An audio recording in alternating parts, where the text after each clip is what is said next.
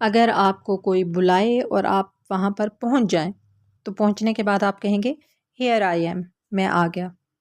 Here I M, मैं आ गया। Here I am. Show me more, मुझे और दिखाओ। शो का मतलब है दिखाना, मी मुझे, मोर ज़्यादा। शो मी मोर, मुझे और दिखाओ। मिसाल के तौर पर अगर आप शॉपिंग पे जाते हैं, वहाँ पे आप किसी शॉप में कुछ चीज़ों की वैरायटी देख रहे हैं तो आप मज़ीद देखना चाहते हैं तो आप कहेंगे शो मी मोर, मुझे मज़ीद दिखाओ, मुझे और दिखाओ। शो मी मोर, मुझे और दिखाओ। शो मी मोर, मुझे और दिखाओ।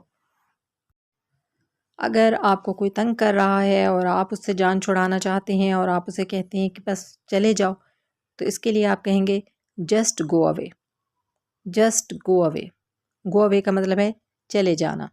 जस्ट गो अवे, बस चले